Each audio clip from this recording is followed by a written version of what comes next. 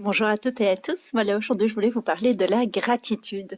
C'est une notion dont on entend beaucoup parler ces derniers temps et surtout dans la psychologie positive, dans tous les derniers courants de bien-être, de développement personnel, etc. Mais on ne sait pas toujours ce que ça veut dire.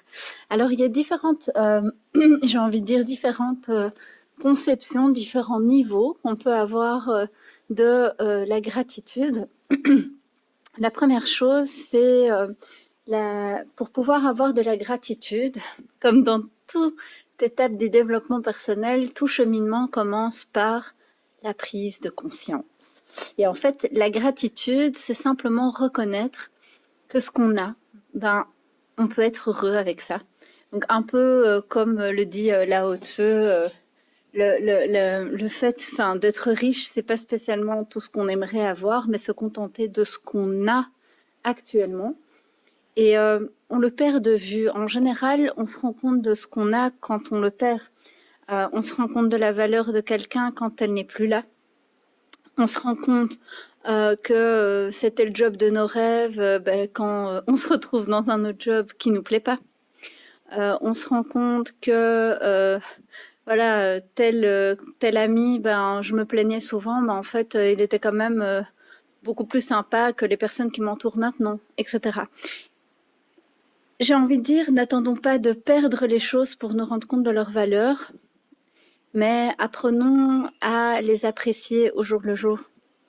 En islam, on parle de cette notion de gratitude énormément parce que dans la méditation, que nous on appelle le dhikr, donc on se remémore des notions, des concepts, des noms de Dieu qui nous permettent de pouvoir atteindre un degré d'apaisement, mais aussi pour travailler sur la concentration. Et en fait, le concept de gratitude, il est représenté par le mot que vous devez sûrement entendre assez souvent, c'est Alhamdulillah. Et en fait, Alhamdulillah, c'est la gratitude, c'est le fait d'avoir une reconnaissance et c'est le fait bon là c'est une dimension spirituelle, mais c'est le fait de se dire, par la grâce de Dieu, j'ai ça. Donc c'est une chance énorme d'avoir la santé, mais qui pense à ça dans son quotidien quand il vit à 40 à l'heure ou à 100 à l'heure et qui passe son temps à courir et qui n'a pas le temps de réfléchir et qui ne prend pas le temps de se poser pour voir la chance qu'il a. Donc, pour pouvoir faire, enfin, quels sont les bienfaits de la gratitude afin de voir comment est-ce qu'on peut y arriver? Les bienfaits de la gratitude, ça va être d'avoir une certaine résilience, une acceptation. On va vraiment travailler sur cette notion-là. Le fait d'avoir une gratitude, la gratitude, elle va permettre d'avoir un certain degré de patience qu'on n'a peut-être pas spécialement, voilà. Ça va permettre d'apporter un moment d'apaisement quand il y a une forte angoisse, un grand stress, notamment dans cette période de confinement, qui a son lot de joie, mais aussi de tristesse, de peine et de difficultés, surtout à travers le temps. Et en fait, le fait d'avoir cette gratitude, ça va permettre de focaliser sur ce qu'on a plutôt que ce qu'on n'a pas. Parce que, en général, on a une tendance à remarquer ce qui ne va pas, ce qui ne nous plaît pas, ce qui nous manque, et à vouloir courir derrière tout ça, plutôt que de se rendre compte que, tiens, ce qu'on cherche, en fait, en réalité, on l'a, il est là devant nous, il est là en nous, on a les ressources, on aimerait que quelqu'un nous apporte de l'énergie, des solutions à nos problèmes, mais en réalité, on est tout à fait capable de pouvoir le faire nous-mêmes. Donc, voilà, ça c'est un peu les bienfaits de la gratitude et en pratiquant la gratitude, on arrive à un certain degré de sérénité, de joie, de bonheur. Et je pense que c'est la quête ultime de toute personne, c'est vraiment d'avoir ce degré de sérénité. En arabe, on appelle ça el-sakina. C'est vraiment cet apaisement de l'âme, du cœur qui, voilà, tout va bien et alhamdulillah. Donc ça, c'est la gratitude. Alors, comment est-ce qu'on peut atteindre la gratitude? Ben, moi, je dirais qu'il y a des petits exercices à faire au jour le jour. La première chose, c'est de prendre conscience de sa chance, mais pas dans un côté culpabilisateur. Parce que parfois, quand on vous dit mais regarde la chance que tu as, il y a des réfugiés, par exemple dans l'actualité, hein, des réfugiés qui sont coincés à la frontière gréco-turque ou en Grèce. Et c'est des gens qui vivent dans des conditions sanitaires mais incroyables. Et ces gens, ben voilà, ils sont traités comme des bêtes. Et même les bêtes, on les traite avec un peu plus de respect. En leur tricotant des petits pulls pour les sortir en hiver. Donc c'est fou. L'humanité, voilà, ce que ces gens vivent au quotidien, c'est juste impossible à imaginer. Et le fait parfois de dire aux gens, mais regarde ces gens-là et toi, tu as de la chance, ben, je sais qu'il y a certaines personnes qui sont pas sensibles à ça, qui vont être plus dans la culpabilisation et se dire, ah tiens, oui, c'est vrai que moi, par rapport à d'autres, j'ai trop, bah alors je vais arrêter, ou qui vont se sentir mal, ou qui vont avoir l'impression qu'on les attaque sur ça. Donc, c'est pas du tout ça. La gratitude, c'est vraiment de se dire, waouh, j'ai une chance infinie. J'ai une chance infinie d'exister, d'être là. Alors que d'autres meurent tous les jours, euh, pour des raisons multiples. Moi, je suis encore là. Donc, j'ai encore un jour de plus, un don, un cadeau que j'ai reçu. Qu'est-ce que je vais en faire? C'est génial. Le temps avance. On peut, comme je l'ai dit dans d'autres audios sur la gestion du temps, on ne peut pas empêcher le temps d'avancer. La seule chose, c'est qu'on peut changer la conception qu'on a de ce temps et l'utilisation qu'on va en faire. Et donc se dire, waouh, j'ai une chance infinie. Et plutôt que de se dire, oh là là, les jours avancent et ce confinement dure, non. Moi, c'est un jour en plus où je suis pas malade. Donc j'ai une chance infinie. Se rendre compte que tiens, oui, je fais des choses extraordinaires, des miracles, je les accomplis tous les jours, mais en fait, je ne m'en rends pas compte. Je me lève, je vois avec mes yeux, je respire, je mange, je goûte les plats, je sens les odeurs, je touche.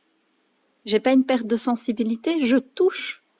Je marche alors que je pourrais être, comme est notre maman, alitée, paralysée avec une hémiplégie de tout le côté gauche suite à des accidents vasculaires cérébraux.